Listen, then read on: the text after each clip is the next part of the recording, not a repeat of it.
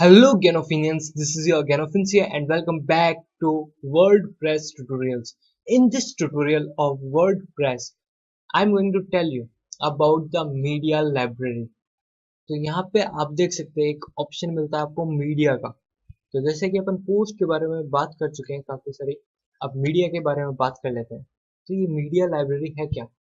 जैसे कि आप कोई भी फोटो, वीडियो या फिर कोई भी कंटेंट अपलोड करते हो, जब आप कोई पोस्ट पब्लिश कर रहे हो तो, या फिर कोई पोस्ट नई सेव कर रहे हो तो, या फिर कोई अलग से इसके अंदर जाके कोई भी इमेज वीडियो अपलोड करते हो, तो वो यहाँ पे दिखाता है, आपको शो करता है कि ये चीज़ें आपने अपलोड की है।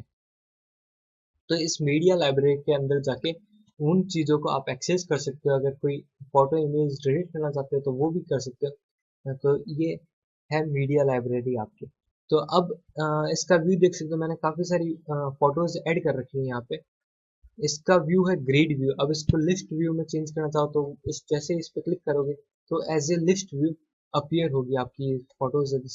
आपकी photos as a list view appear हो रही है। इस तरीके से वो काम करता है ये ग्रेड व्यू और लिस्ट व्यू।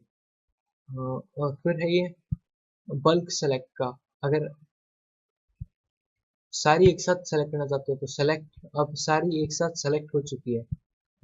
कैंसिल सेलेक्ट भी कर सकते हो अगर आप किसी पर्टिकुलर इमेज का नाम दे रखा है आपने और उसको सेलेक्ट करना चाहते हो। जैसे कि मैंने इसका नाम दिया था गणेश, ये देखो ये आ गई। इस तरीके से आप उसके ऊपर सर्च कर सकते हो। Well, I hope you guys understood about this media library. If you have any question or query regarding to this thing, then you can ask me in the comment section below. Well, thanks for watching the video.